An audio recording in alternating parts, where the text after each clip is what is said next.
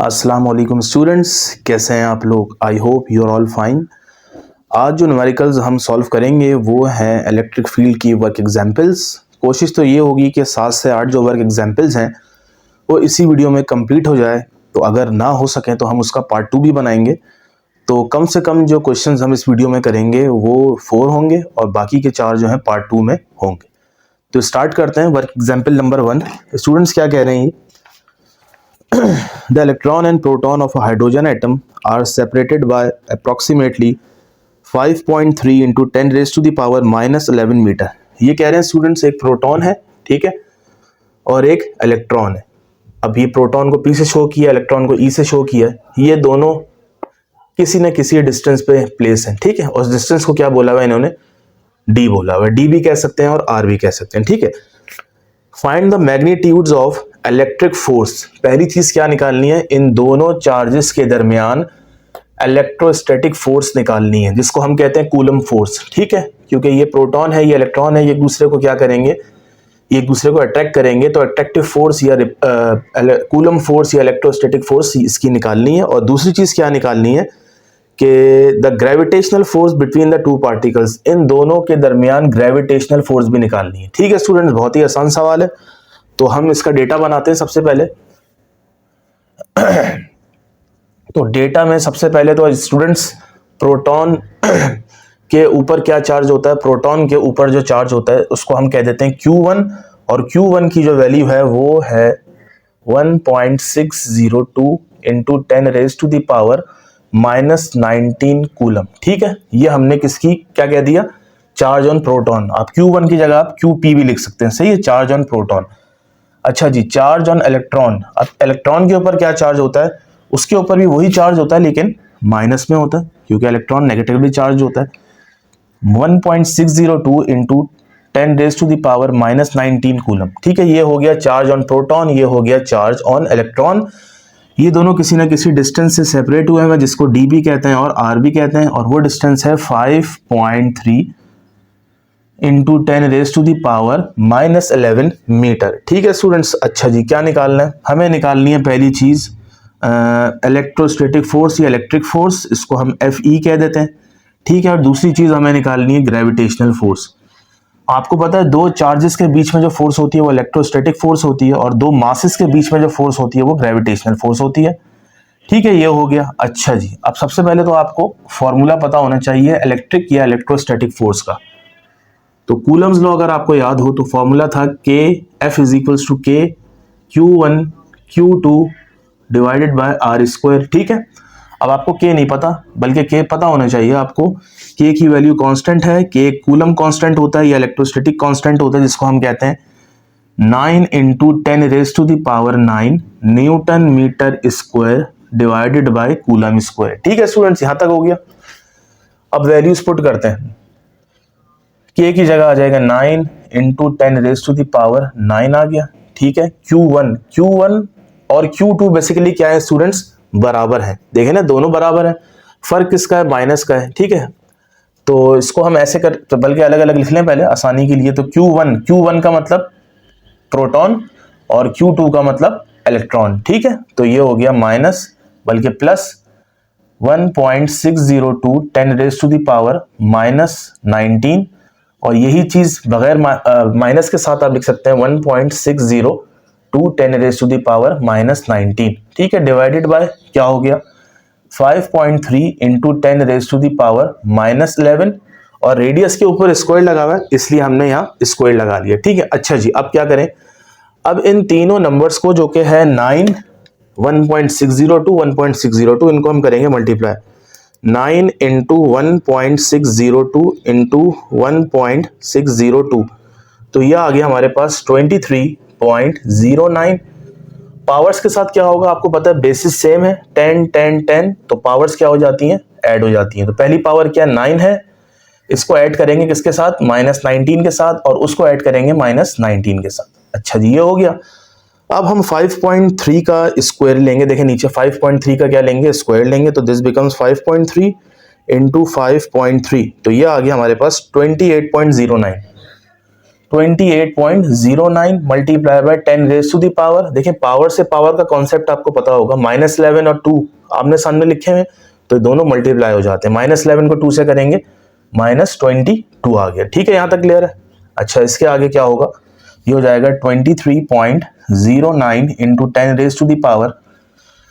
इसको सॉल्व कर लें तो ये क्या हो जाएगा स्टूडेंट्स, ये हो जाएगा -19 -38 और +9, ये हो जाएगा माइनस का 29। ठीक है, और नीचे आ जाएगा 28.09 into 10 raise to the power -22। अब नंबर्स को नंबर से क्या करेंगे स्टूडेंट्स, डिवाइड करेंगे। 23.09 डिवाइडेड बाय 28.09 तो हमें मिलेगा 0.822 0.822। ठीक है, हमने यहाँ माइनस लिया था तो यहाँ आप माइनस लगा दें तो कोई मसला नहीं है, क्योंकि जब न्यूमेरिकल्स कर रहे होते हैं, मैग्नीट्यूड निकाल रहे होते हैं तो माइनस नहीं लगाते, क्योंकि माइनस सिर्फ डायरेक्शन को शो करता है, लेकिन फिर भी यहाँ लगा दें आप। ठीक है, multiply by 10 raise to the power -29 थी। ठीक है, -22 ऊपर जाके क्या हो जाएगा, प्लस हो जाएगा, ये हो जाएगी 22। तो 29 में से जब 22 जाएंगे तो क्या बचेगा, 0.822 into 10 raise to the power 29 minus, मतलब 22 कितना हुआ, माइनस का 7 हुआ। ठीक है, यहां तक आ गया समझ में। अच्छा जी, ये हो गया। अब आप क्या करेंगे, वैसे तो ये आंसर ठीक है, ये अगर आप एक काम करें, पॉइंट को आगे लेके जाना चाहें, देखें ऐसे पॉइंट को अगर आप एक डेसिमल आगे लेके जाएं तो ये हो जाएगा 8.22 into 10 raise to the power -7 तो था, और आगे जाएंगे तो एक और पावर माइनस हो जाएगी, तो -7 -1 कितना हो गया, -8 हो गया। तो ये हमने किसकी वैल्यू निकाल ली, ये हमने वैल्यू निकाली है दो चार्जेस के बिटवीन, जो इलेक्ट्रोस्टैटिक फोर्स या फिर इलेक्ट्रिक फोर्स जो होती है उसकी हमने वैल्यू निकाल ली। आप इसका स्क्रीनशॉट ले सकते हैं। ठीक है, अच्छा जी, अब देखिए स्टूडेंट्स,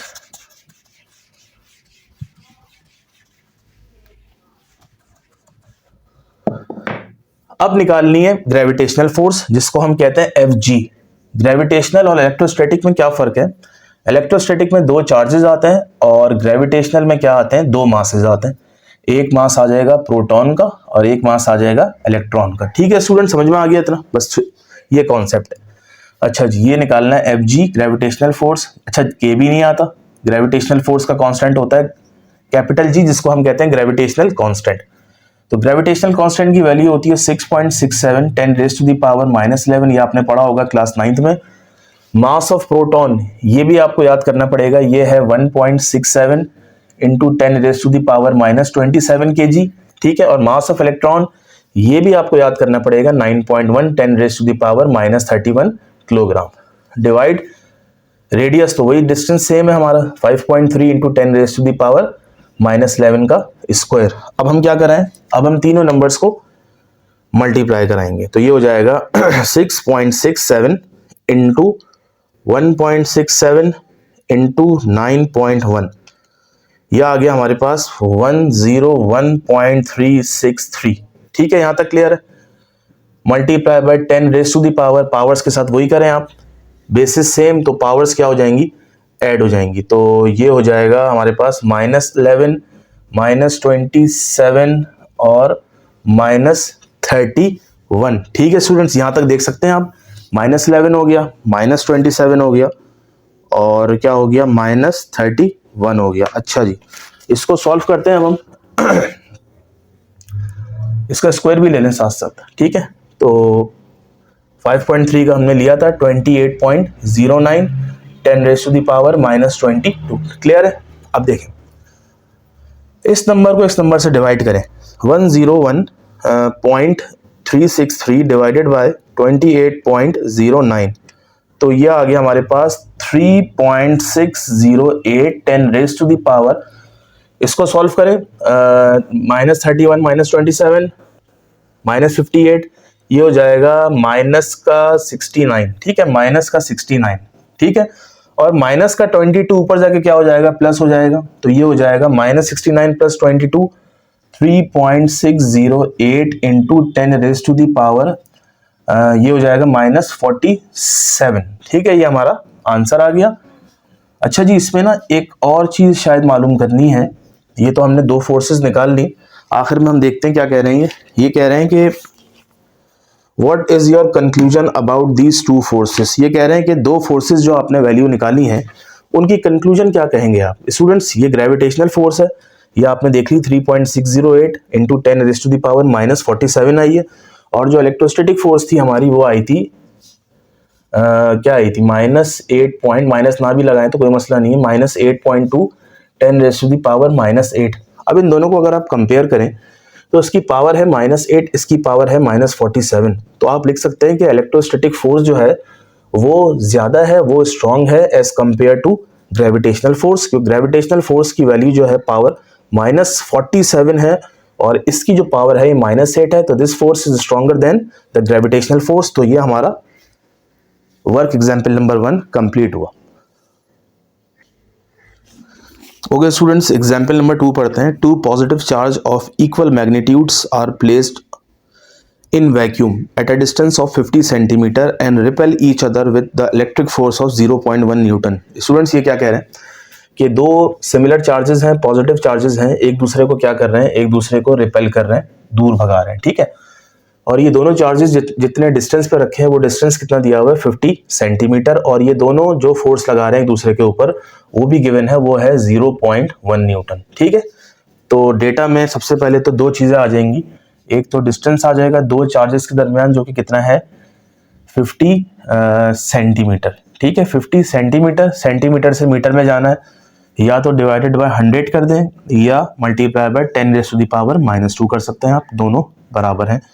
तो ये हो जाएगा 0.5 मीटर, ठीक है। अच्छा जी, फोर्स कितनी है, दो चार्जेस जो एक दूसरे पे अप्लाई कर रहे हैं वो है 0.1 न्यूटन, ठीक है। निकालना क्या है, find the value of charges, charges की वैल्यू निकालनी है स्टूडेंट्स। इसका मतलब क्यू निकालना है बेसिकली हमें, तो क्यू की वैल्यू निकालनी है। अच्छा, दोनों क्यू क्या है, पॉजिटिव है, तो दोनों का जो चार्ज होगा वो क्या होगा, सेम होगा। तो स्टूडेंट्स आपने इलेक्ट्रोस्टैटिक फोर्स अभी हमने वर्क एग्जाम्पल नंबर 1 में मैंने आपको बताई थी, जो कि किसके बराबर होती है, के Q1 Q2 upon are square, ऐसा ही है, Q1 Q2 upon are square.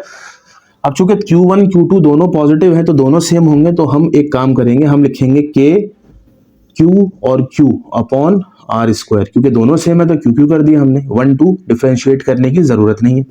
Q Q सा क्या हो जाएगा, Q Q सा हो जाएगा K Q स्क्वायर, ठीक है। ये हो गया इलेक्ट्रोस्टैटिक फोर्स। हमें निकालना है Q की वैल्यू, तो Q के साथ Q स्क्वायर के साथ आर स्क्वायर डिवाइड हो रहा है, यहाँ के इलेक्ट्रोस्टैटिक फोर्स से क्या हो जाएगा, मल्टीप्लाई हो जाएगा, और K मल्टीप्लाई हो रहा है, नीचे आके क्या हो जाएगा, डिवाइड हो जाएगा। तो यहाँ अकेला रह जाएगा Q स्क्वायर। हमें तो Q की वैल्यू चाहिए, तो दोनों तरफ क्या ले लें, स्क्वायर रूट ले लें।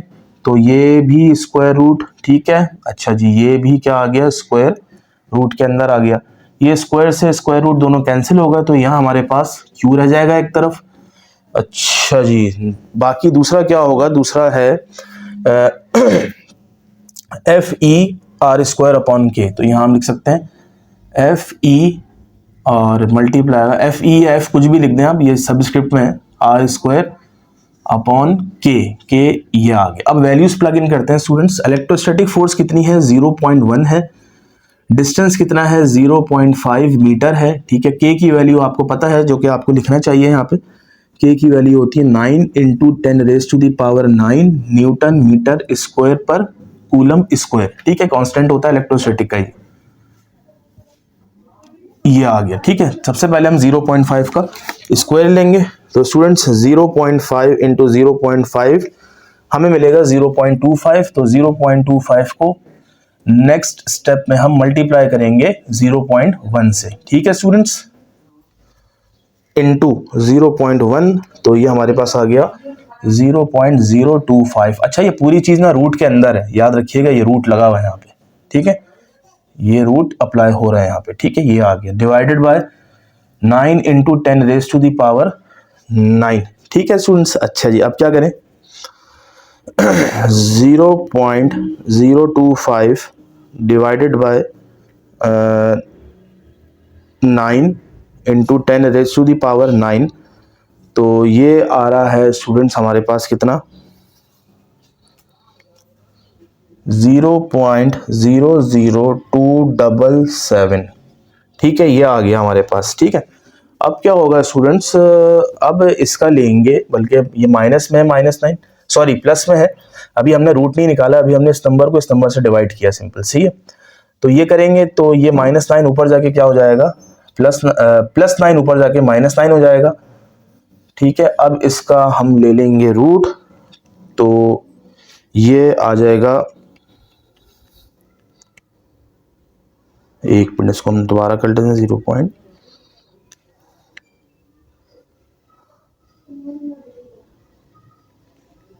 तो ये आ रहा है हमारे पास 1.66 इंटू 10⁻⁻⁻6, और चार्ज की वैल्यू निकाली हमने, तो चार्ज का यूनिट क्या होता है, कूलम होता है, ठीक है। और इसको आप मजीद सॉल्व करना चाहें तो Q = 1.66 इंटू 10⁻⁻6 का क्या मतलब होता है स्टूडेंट्स, इसका मतलब होता है आपके पास ये माइक्रो है, तो ये हो जाएगा 1.66 माइक्रो कूलम। तो ये हमारे पास चार्ज की वैल्यू आ गई है, ठीक है स्टूडेंट्स, ये हो गया। अच्छा जी, और क्या निकालना है इसमें, दूसरी चीज देखते हैं अब हम।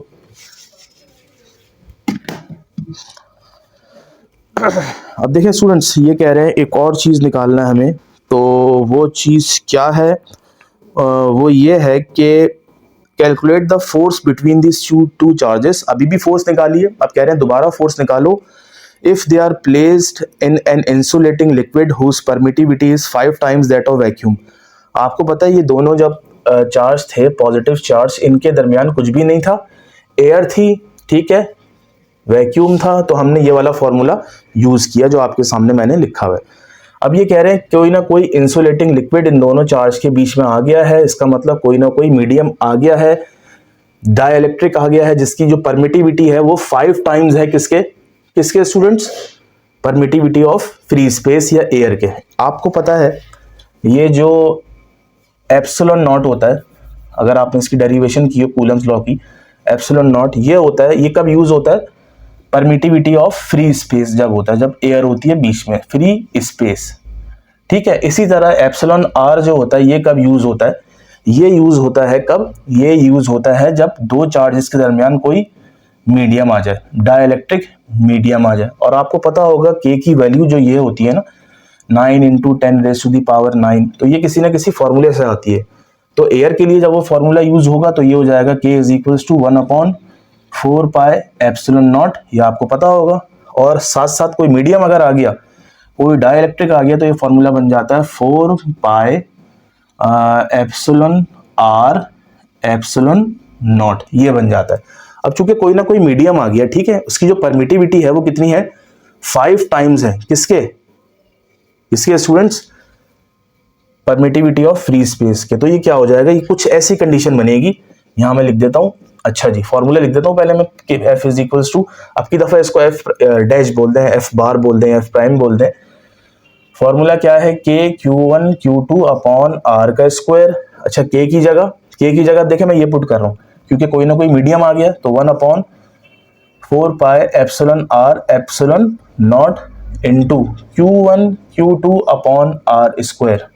अब जरा गौर करने वाली बात यह है, इसकी जो परमिटिविटी है मीडियम की 5 टाइम्स ज्यादा है किससे, परमिटिविटी ऑफ इससे फ्री स्पेस। तो ये फॉर्मूला ऐसे बन जाएगा 4π, इसकी जो परमिटिविटी है देखिएगा, इसकी परमिटिविटी कितनी है, 5 टाइम्स है, ठीक है, किसके, परमिटिविटी ऑफ फ्री स्पेस के, ये आ गया 5 टाइम्स किसके है, परमिटिविटी ऑफ फ्री स्पेस के, ये आ गया, ठीक है, into Q1 Q2 upon R square, ये हो गया। अब बार बार वैल्यूज पुट करने की जरूरत नहीं है, तो अब काम करते हैं, तो ये हो जाएगा 1/5। जरा गौर से देखिएगा यहाँ मैं क्या लॉजिक अप्लाई कर रहा हूँ, इसको हम ऐसे कर सकते हैं 1/4πε0 into Q1 Q2 upon R square, ठीक है। ये किसका फॉर्मूला है जरा बताइएगा, ये किसका फॉर्मूला, यही तो फॉर्मूला है ये, देखिए ना, K की जगह मैंने क्या लिखा हुआ, 1/4πε0। एप्सिलॉन का मतलब जब दोनों के दरमियान क्या हो, फ्री स्पेस हो, एयर हो, तो ये पूरा फॉर्मूला किसका बन गया, F का बन गया स्टूडेंट्स, यहाँ जो हमने अप्लाई किया था, ठीक है, किसका बन गया, ये F का फॉर्मूला बन गया। तो अब हम क्या करेंगे, तो इस पूरे की जगह लिख देंगे F, तो हो जाएगा F, और नीचे क्या है, डिवाइड में 5 है, और इज इक्वल्स टू यहाँ पे क्या है, यहाँ दूसरी वाली फोर्स है जो हमें निकालनी है। अब देखें स्टूडेंट्स, F प्राइम की वैल्यू क्या आई, F डैश की 4/5, ठीक है। फोर्स कौन सी, जो ओरिजिनल फोर्स थी जो लग रही थी, और डिवाइडेड बाय 5। अब देखें ओरिजिनल फोर्स कितनी लग रही थी, वो लग रही थी 0.1 जो कि क्वेश्चन में गिवन थी, डिवाइड कराएंगे 5 से तो ये आपके पास 0.02 करके आपके पास आंसर आ जाएगा। ठीक है, ये हमारे पास फोर्स की वैल्यू आ गई। ठीक है स्टूडेंट्स, तो इसको हम न्यूटन में लिखते हैं। तो ये हमारा वर्क एग्जाम्पल नंबर 2 कंप्लीट हुआ। ओके बच्चों, इस वर्क एग्जाम्पल नंबर 3 पढ़ते हैं। 3 चार्जेस Q1, अच्छा देखें 3 चार्जेस यहाँ गिवन है, एक की वैल्यू है Q1 2 माइक्रोकूलम, सेकंड की वैल्यू है Q2 3 माइक्रोकूलम और थर्ड की वैल्यू है Q3 4 microcoulomb. Are placed in an air at the vertices of an equilateral triangle. ये एक इक्विलेटरल ट्राइंगल है और इक्विलेटरल ट्राइंगल की खुसूसियत क्या होती है, इनकी तीनों साइड्स बराबर होती हैं और तीनों साइड्स बराबर होने के साथ साथ इनके तीनों एंगल भी बराबर होते हैं, 60 डिग्री 60 डिग्री और 60 डिग्री। ठीक है स्टूडेंट्स, इक्विलेटरल ट्राइंगल की बात हो रही है और हर साइड की लेंथ जो है वो 10 सेंटीमीटर है। यहाँ से यहाँ तक 10, यहाँ से यहाँ तक 10 और यहाँ से यहाँ तक 10। और वर्टिसेस पे, इसके कोनों पे, वर्टेक्स पे क्या रखे हुए हैं, चार्जेस 3 प्लेस्ड हैं। अच्छा जी, calculate the magnitude of the resultant force acting on the charge Q3। अब ये क्या कह रहे हैं स्टूडेंट्स आपको, अब देखिए ये तीनों चार्ज हैं, ये तीनों आपस में एक दूसरे के ऊपर क्या लगा रहे होंगे, फोर्स लगा रहे होंगे, क्योंकि ये एक दूसरे से किसी न किसी फासले पे रखे हुए हैं। अब ये कह रहे हैं आप ये बताएं कि Q3 पे, ये देखें लिखा हुआ है, दोबारा पढ़ लेते हैं, calculate the magnitude of resultant force acting on charge Q3। अब ये कह रहे हैं टोटल फोर्स बताओ जो कि चार्ज Q3 पे लग रही है। तो यहां से एक कॉन्सेप्ट जहन में आएगा कि Q3 जो है, जिसको हम चार्ज 3 कह रहे हैं, उसके ऊपर Q2 भी फोर्स लगाएगा और उसके ऊपर Q1 भी फोर्स लगाएगा। तो पहले हम Q2 की फोर्स निकाल लेंगे, फिर Q1 की फोर्स निकाल लेंगे जो कि Q3 पे लग रही होगी, फिर उन दोनों फोर्स को ऐड करके टोटल फोर्स निकाल लेंगे। तो सबसे पहले हम डेटा बनाते हैं। तो डेटा में स्टूडेंट सबसे पहले Q1 दैट इज चार्ज 1 की वैल्यू आएगी जो कि है +2 माइक्रोकूलम। माइक्रोकूलम को कूलम में कन्वर्ट करें तो मल्टीप्लाई बाय 10⁻⁻⁶ कूलम।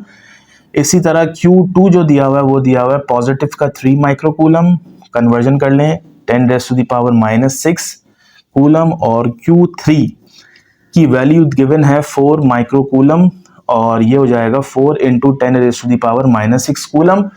और जितना डिस्टेंस है इन तमाम का, तीनों साइड्स का, तो उसको हम R कह देते हैं क्योंकि तीनों डिस्टेंस सेम है।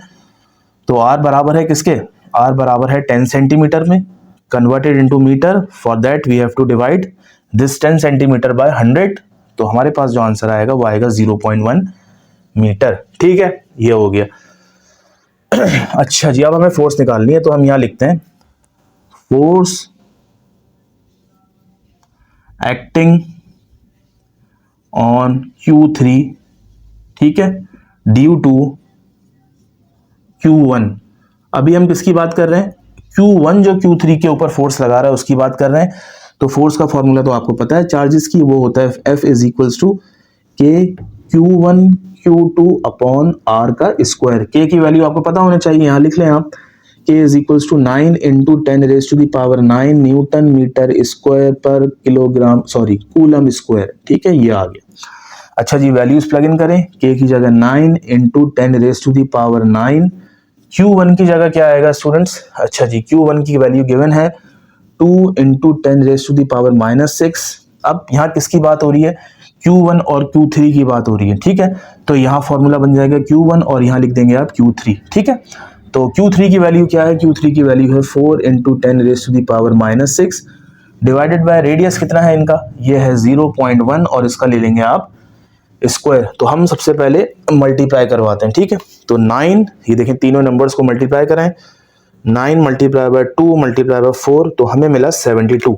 तो यहाँ लिख सकते हैं आप force is equals to 72 × 10⁻⁻, basis same होती हैं तो पावर्स क्या हो जाती हैं, ऐड हो जाती हैं। ये पहले पावर 9 थी, फिर -6, फिर -6, ऐसे ही है।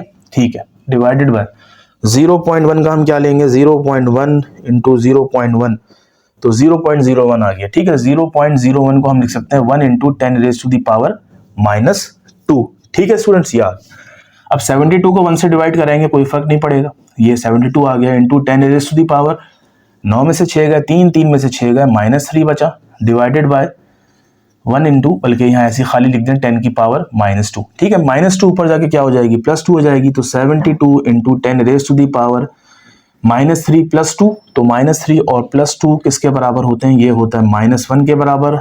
ठीक है, तो इसको अगर दूसरी फॉर्म में लिखें तो पॉइंट यहाँ है तो एक पॉइंट हम पीछे लेके जाएंगे, तो ये हो जाएगा 7.2 और इंटू 10⁻⁻1 तो थी, हम एक पॉइंट पीछे लेके गए तो क्या हो गई, +1 हो गई, और माइनस प्लस क्या होगा, कैंसिल हो गए, और 10 की पावर क्या बची, 0, और किसी भी चीज़ की पावर 0 होती है आंसर 1 आता है। तो यहाँ पे जो फोर्स लगी वो है, ठीक है, यहाँ लिख सकते हैं आप, फोर्स जो है वो किसके बराबर है यहाँ पे, 7.2 न्यूटन। ये कौन सी फोर्स है, जो 3 पे लग रही थी, 1 लगा रहा था, यहाँ लिख सकते हैं आप 3 पे लग रही थी जो 1 लगा रहा था। ठीक है, ये हो गया यहाँ तक। अब सेकंड काम करते हैं। अच्छा जी, अब हेडिंग क्या आएगी, अब हेडिंग आएगी force acting on Q3 due to Q2। ठीक है, अब Q2 जो फोर्स लगाएगा वो हम फॉर्मूला से वैल्यू निकालेंगे। तो फॉर्मूला क्या बनेगा, ये हो जाएगा 3 के ऊपर जो फोर्स लग रही है 2 लगा रहा है, फॉर्मूला हो जाएगा K। पहले क्या था, हमने लिया था पहले Q1 और Q3, अब लेंगे यहाँ पे Q2 और Q3। अच्छा जी, रेडियस का स्क्वायर, K की जगह वही 9 × 10⁻⁹।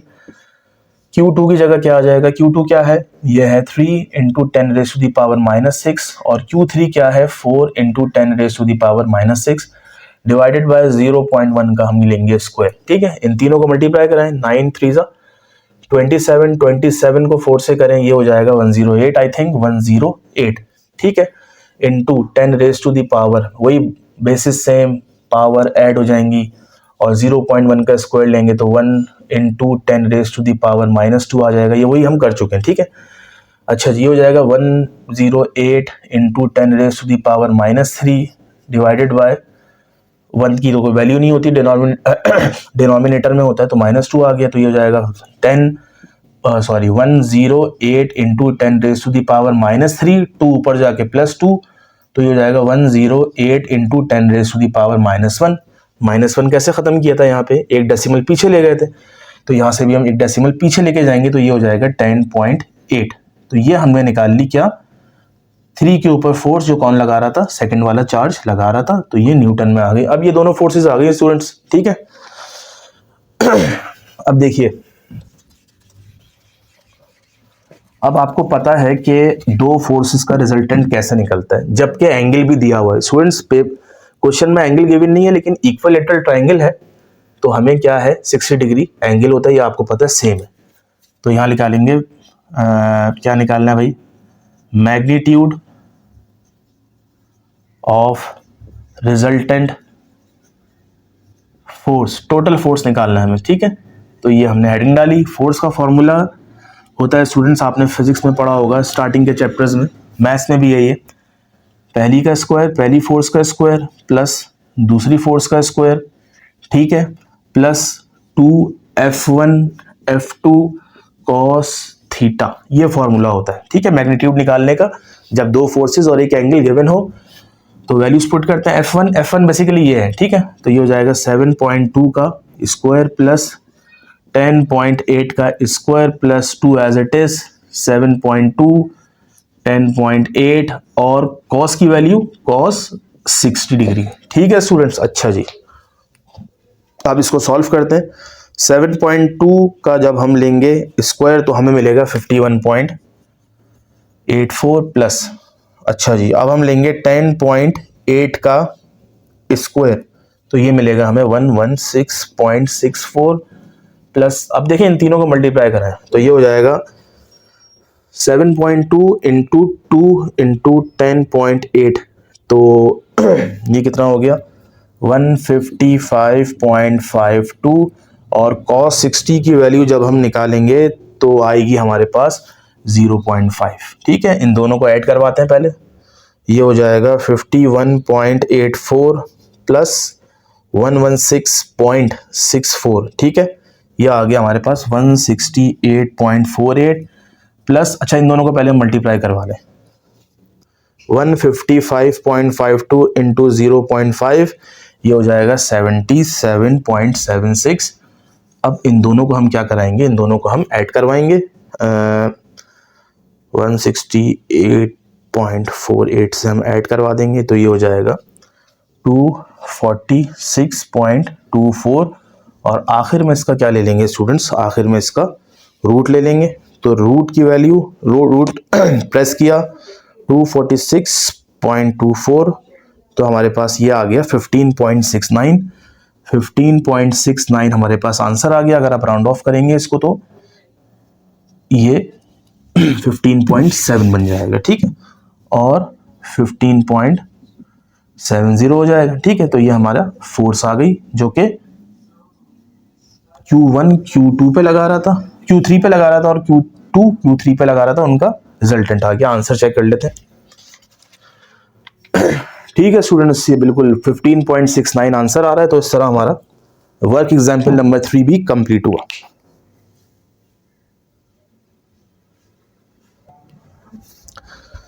ओके बच्चों, एग्जाम्पल नंबर 4 करते हैं। वो है कि find the intensity of electric field.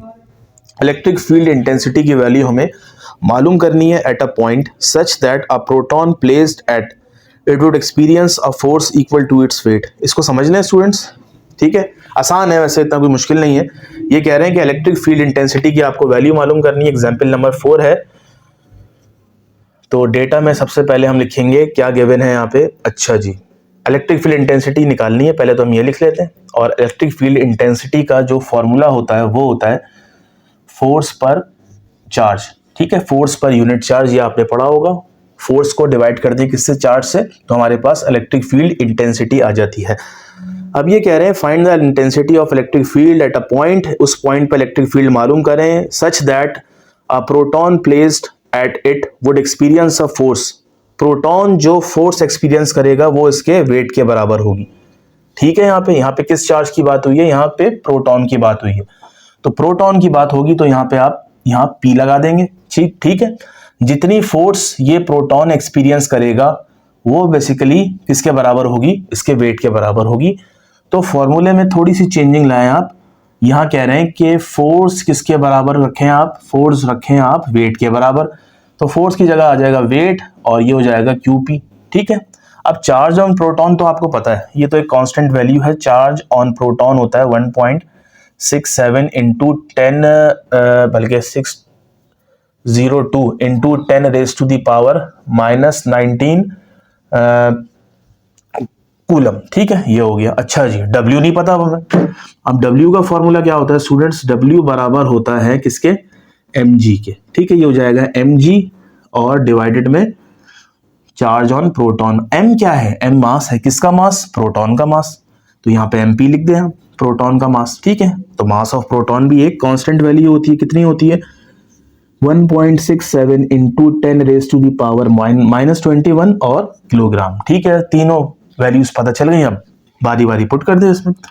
E is equals to mass of proton की जगह 1.67 10 रेज टू दी पावर -27।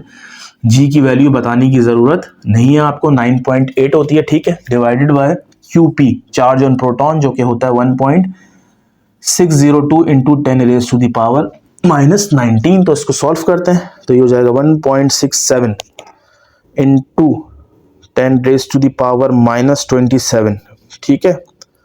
तो इसको मल्टीप्लाई कराना है 9.8 से, तो हमारे पास आ जाएगा 163.66 into 10 raise to the power -28। देखते हैं हमारा सही आया या नहीं आया। तो इसको डिवाइड कराते हैं 163.66 into 10 raise to the power minus का 28, ठीक है। डिवाइड कराएंगे किससे, 1.602 into 10 raise to the power -19 से कराएंगे। तो हमारे पास आ रहा है, यहाँ देखते हैं आंसर क्या है। ये आ रहा है हमारे पास, थोड़ा सा चेंज आ रहा है, इसको सॉल्व करते हैं, ठीक है। अब देखें, नंबर्स को नंबर से डिवाइड करें, 163.66 डिवाइडेड बाय 1.602, तो ये आ रहा है 102.159 into 10 raise to the power -28 था, -19 ऊपर जाके पॉजिटिव हो गया, तो ये +19 हो गया। तो ये हो जाएगा 102.159 10 raise to the power minus plus minus 28 में से जब 19 जाएंगे तो ये बचेगा -9। तो ये हमारे पास जो आंसर है वो है 10 पॉइंट करके, वैसे तो ये आंसर है लेकिन अगर आप पॉइंट को पीछे लेके जाना चाहें तो ये हो जाएगा 10.21, ठीक है, बस 2 डेसिमल ले लें, into 10 raise to the power -9 था, पीछे गए 1 डेसिमल तो पीछे जाएंगे तो पावर ऐड हो जाएगी, -9 + 1, ठीक है, तो ये हो जाएगा 10.21 और into 10 raise to the power -8। तो स्टूडेंट्स हमने ये क्या निकाल ली, इलेक्ट्रिक फील्ड इंटेंसिटी निकाल ली, जिसका यूनिट होता है न्यूटन पर कूलम। कहां से आया यूनिट, फॉर्मूले से आया, फोर्स का यूनिट न्यूटन एंड चार्ज का यूनिट कूलम। तो ये हमारा वर्क एग्जाम्पल नंबर 4 कंप्लीट हुआ। ओके स्टूडेंट्स, एग्जाम्पल नंबर 5 करते हैं। Calculate the magnitude of electric field strength. Last वाले जो न्यूमेरिकल था उसमें भी हमने इलेक्ट्रिक फील्ड की स्ट्रेंथ मालूम की थी, अभी भी हम इलेक्ट्रिक फील्ड की स्ट्रेंथ या इंटेंसिटी मालूम करनी है।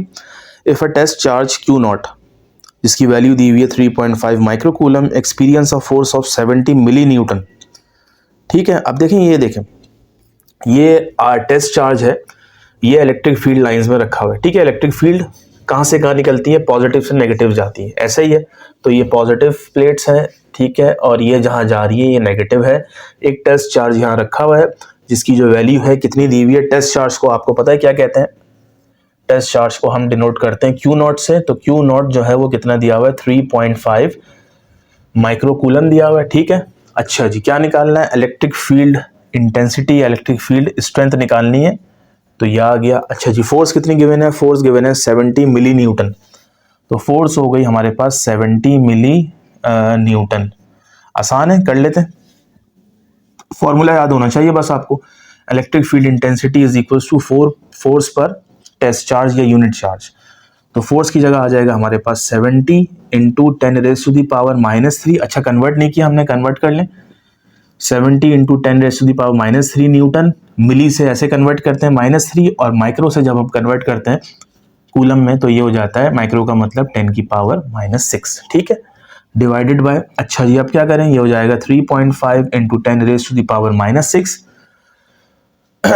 70 को 3.5 से डिवाइड करेंगे तो आपके पास आएगा 20 into 10 raise to the power -3 था, -6 ऊपर जाके प्लस हो गया, तो -3 और +6 कितने हो गए, ये हो गया आपके पास 3, ठीक है। अच्छा जी, पॉइंट यहाँ पे है, बुक में इन्होंने यहाँ शिफ्ट किया हुआ है, तो एक डेसिमल अगर पीछे जाएंगे, देख लेते हैं दोबारा, बल्कि हाँ ऐसे ही है, एक डेसिमल जब पीछे जाएंगे तो ये हो जाएगा 2.0 into 10 raise to the power.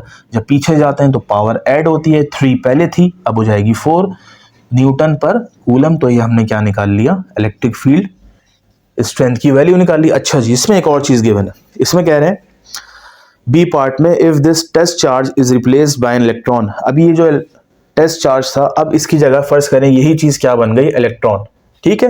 Electron के ऊपर नेगेटिव चार्ज होता है। Then calculate the force on an electron and state the direction of force. ये कह रहे हैं अब जो है इलेक्ट्रॉन पे कितनी फोर्स लगेगी, तो और उस फोर्स की डायरेक्शन क्या होगी। तो स्टूडेंट्स आसान सवाल है। तो अब देखें, अब ये फॉर्मूला क्या बन जाएगा, फॉर्मूला तो वही रहेगा, E is equals to F upon Q, formula तो वही है। E की जगह क्या है, अभी जो हमने इलेक्ट्रिक फील्ड इंटेंसिटी की वैल्यू निकाली है ना, कितनी है, E की वैल्यू कितनी आई है, 2 into 10 raise to the power 4, देखिए हमने निकाली भी है यहाँ पे, ठीक है, इज इक्वल्स टू फोर्स मालूम करना है, और चार्ज ऑन इलेक्ट्रॉन कितना होता है, ये होता है 1.602 into 10 raise to the power -19, ठीक है, ये हो गया। अच्छा जी, अब ये डिवाइड हो रहा है, वहां जाके मल्टीप्लाई हो जाएगा, 2 इंटू 10 की पावर 4 से 1.602 10 की पावर -19 मल्टीप्लाई होगा, तो ये हो जाएगा 2 मल्टीप्लाई बाय 1.602, एक मिनट, तो 3.204 into 10 raise to the power. अच्छा जी, क्या करें अब इसको सॉल्व करते हैं। ये 4 है 10 की पावर और ये -19 है, ये आपको पता है, दोनों ऐड हो जाएंगे मतलब, तो 3.204 into 10 raise to the power -15, ये हमारी फोर्स आ गई, और फोर्स का यूनिट न्यूटन होता है। ये वो फोर्स है जो इस इलेक्ट्रॉन पे लग रही है। अब देखें, ये कह रहे हैं फोर्स की डायरेक्शन बताएं, फोर्स कहाँ लग रही है। स्टूडेंट्स, इलेक्ट्रॉन के ऊपर नेगेटिव चार्ज होता है, ये पॉजिटिव प्लेट है, ये नेगेटिव प्लेट है, तो पॉजिटिव जो है वो नेगेटिव पे क्या लगाएंगी, फोर्स लगाएंगी, ये पॉजिटिव अपनी तरफ खींचने के लिए फोर्स लगाएंगी, ठीक है, ऐसा ही है। तो इलेक्ट्रॉन के ऊपर नेगेटिव, ये प्लेट पॉजिटिव, और फील्ड कहाँ जा रही है, फील्ड तो नीचे जा रही है ना, फील्ड हमेशा जाती है पॉजिटिव से नेगेटिव। अब बीच में रखा हुआ इलेक्ट्रॉन, तो इस पर कहाँ फोर्स लगेगी, इस पर फोर्स लगेगी अपवर्ड। तो यहाँ पे जो फोर्स अप्लाई हो रही है वो क्या है, वो अपवर्ड डायरेक्शन में अप्लाई हो रही है। क्यों, क्योंकि फील्ड लाइन किस डायरेक्शन में है, नेगेटिव है। तो ये हमने वर्क एग्जाम्पल नंबर 5 तक इस वीडियो में हमने कंप्लीट किए, और बाकी 3 या 4 जो वर्क एग्जाम्पल रह गई हैं उसको हम नेक्स्ट वीडियो में करेंगे। टिल देन अल्लाह हाफिज़।